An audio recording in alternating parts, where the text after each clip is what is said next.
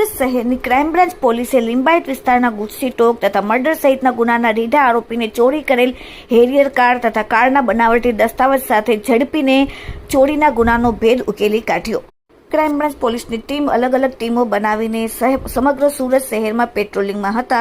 તે દરમિયાન રાંદેર શીતલ 4 રસ્તા પાસેથી રીઢો ગુનેગાર મોહમ્મદ શોએબ ઉર્ફે શોએબ સિટી મોહમ્મદ ઇસ્માઇલ મનિયાર રહેવાસી ઇન્દિરાનગર મીઠી ખાડી લિંબાયત અને મૂળ વતન જલગાંવ મહારાષ્ટ્ર વાળાને એક કાળા કલરની ટાટા કંપનીની હેરિયર XUV કાર રૂપિયા 10 લાખ સાથે પકડી પાડીને કાયદેસરની કાર્યવાહી કરેલ છે।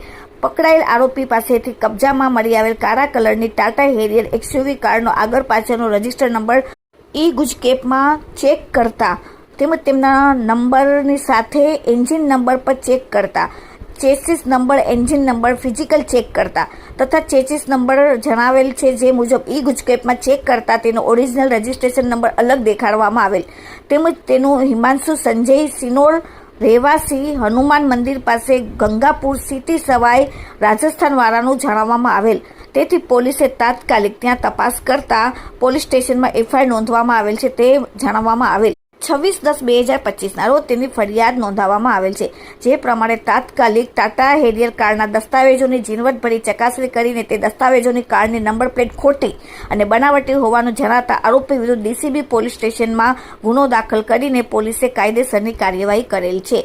આમ DCB પોલીસે 2 ગુના ડિટેક્ટ કર્યા અને આરોપીનો 5 જેટલા ગુનાહિત ઇતિહાસ લિંબાયત પોલીસ સ્ટેશનમાં ધરાવે છે। Bureau report, daily India TV, Surat.